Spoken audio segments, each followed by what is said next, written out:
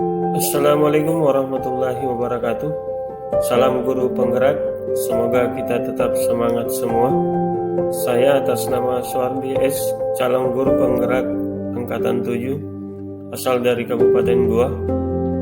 Pada kesempatan ini saya akan memaparkan tentang koneksi antar materi, refleksi dan kesimpulan pemikiran Bapak Ki Hajar Dewantara.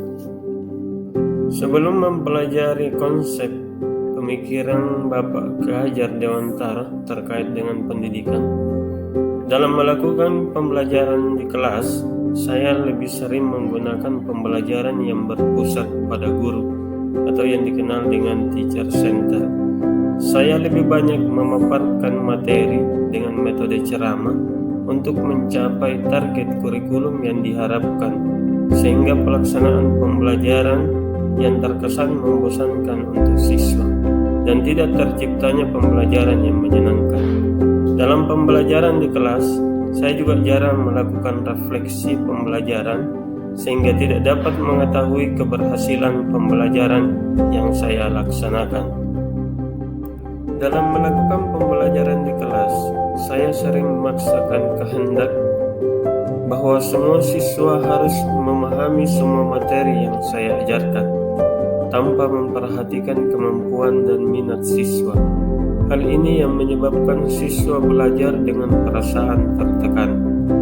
Kondisi yang seperti ini akan mengakibatkan tidak terciptanya belajar bermakna pada murid, sehingga materi yang diberikan tidak akan terpahami oleh siswa dengan baik.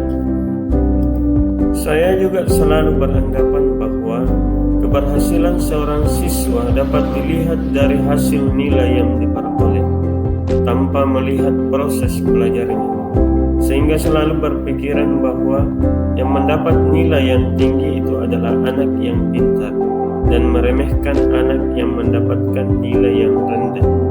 Hal ini membuat siswa terbebani karena harus mendapatkan nilai yang tinggi dan kepercayaan dirinya yang menurun. Setelah melakukan pembelajaran pada modul 1.1, saya akan menjelaskan 3 poin penting yang merupakan dasar pemikiran Bapak Ki Hajar Dewantara terkait dengan pendidikan. Yang pertama adalah pendidikan menuntun, kemudian yang kedua kodrat alam dan kodrat manusia, kemudian yang ketiga merdeka belajar.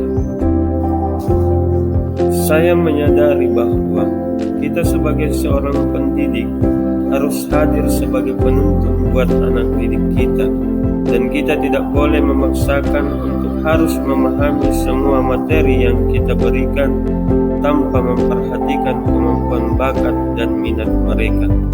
Tetapi yang harus kita lakukan sebagai seorang pendidik adalah selalu berusaha untuk menciptakan suasana belajar yang menyenangkan buat mereka, sehingga terciptalah pembelajaran yang bermakna.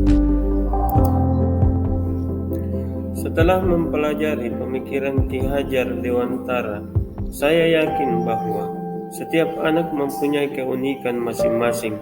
Mereka memiliki karakteristik dan kemampuan yang berbeda-beda.